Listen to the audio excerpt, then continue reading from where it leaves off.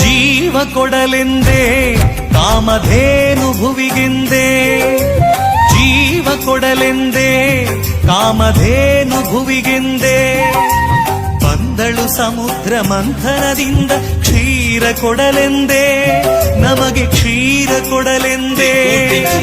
ಭಕ್ತಿಯಿಂದ ಪೂಜಿಸುವ ಜನಗಳ ಆರಾಧಿಸಿ ಅದನ್ನು ಪ್ರೀತಿಸುವ ಜನಗಳೊಂದಿಗೆ ಭಕ್ತಿ ಪರಿಕಲ್ಪನೆಯಲ್ಲಿ ಈ ನಂದಿ ರಥಯಾತ್ರೆ, ನಾಡು ನಾಡಿನ ಗೋವುಗಳ ಗೋಯಾತ್ರೆ. ಬನ್ನಿ ಪಾಲ್ಗೊಳ್ಳಿ ಯಾತ್ರೆಯಲ್ಲಿ ನಿಮ್ಮ ಹೆಜ್ಜೆಯನ್ನಿಡಿ. ಹಿಂದೂ ದೇಶದಿ ನಂದಿ ಗೋವಿಗೆ ಪೂಜ್ಯ ಭಕ್ತಿಯ ಸ್ಥಾನವು, ಸಿಂಧುಸ್ಥಾನದಿ ದೇವ ಮಾತೆಯ ನಂದಿ ನಮ್ಮಯ ಮೂಲವು. ತಳಿಯ ಉಳಿಸಿ ಬೆಳೆಸಿ ಎನ್ನಲು ಸಾಗುತ್ತಿಹುದು ಯಾತ್ರೆಯು, ಹಲವು ಚಿಂತನ ಮಂಥನವಿದು ಯಾತ್ರೆಯೊಳಗಡೆ ಅಡಗಿದೆ, ಯಾತ್ರೆಯೊಳಗಡೆ ಅಡಗಿದೆ.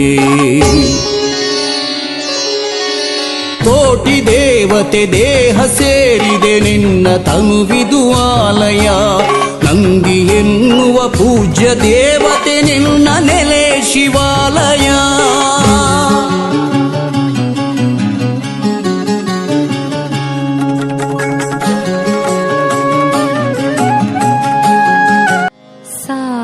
ಸಾರವದಿತ್ತು ಭಾರವ ಹೊತ್ತು ಕುಸಿದರು ವಸುಧೆಯನುತ್ತು,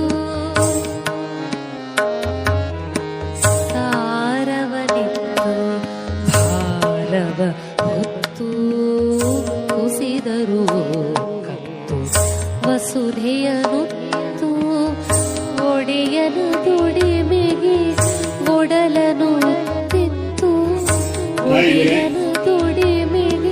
ಈ ಒಂದು ಗೋವುಗಳ ಉಳಿವಿಗಾಗಿ, ಸ್ಥಳೀಯ ಸಂರಕ್ಷಣೆಗಾಗಿ ಹೊರಲೆಯಿಂದ ತಾರೀಕು 31/12 ದಿನಾಂಕದಿಂದ ಹೊರಟಿರ್ತಕ್ಕಂಥ ಗೋ ರಥಯಾತ್ರೆ ಇಂದು ನಮ್ಮ ಜಿಲ್ಲೆಯ ನಿಟ್ಟೂರಿಗೆ ಆಗಮಿಸಿದೆ. ಗೋವು ನಡೆದಾಡುವಂತ ಔಷಧಾಲಯ, ನಡೆದಾಡುವಂತ ದೇವಾಲಯ.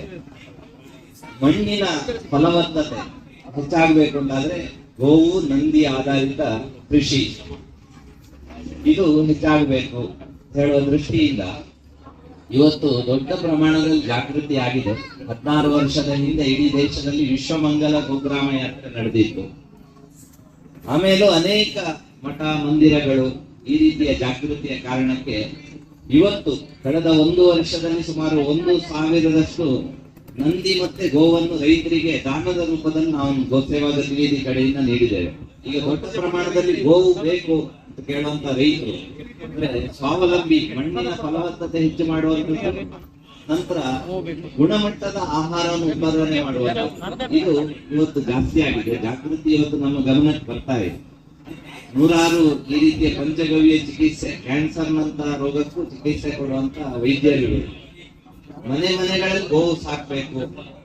ಆಂಧ್ರ ಪ್ರದೇಶದ ಒಂದು ಉದಾಹರಣೆ ಹೇಳ್ತಾರೆ. ಆಗ ಗೋವಿನ ಪೂಜೆ ಮಾಡ್ಬೇಕಾದ್ರೆ ಒಂದು ಗೋವಿಲ್ಲದ ಗ್ರಾಮದಲ್ಲಿ ಎಲ್ಲಾ ಮನೆಗಳಲ್ಲೂ ಗೋವು ಸಾಕುವಂತ ಬದಲಾವಣೆ ಆಗಿದೆ. ಈಗ ನಮ್ಮ ಕಾರ್ಯಕರ್ತರೆ ಮಂಗಳೂರಲ್ಲಿ ಒಂದು ಪ್ರಯೋಗ ಶುರು ಮಾಡಿದ್ದಾರೆ. ನಗರದ ಮನೆಗಳಲ್ಲಿ ಒಂದು ಸಣ್ಣ ಕರುವನ್ನು ಕೊಟ್ಟು 1 ತಿಂಗಳು ಅವರು ಸಾಕ್ಬೇಕು, 1ನೇ ತಿಂಗಳು ಇನ್ನೊಂದು ಮನೆ ಕೊಡ್ತಾರೆ.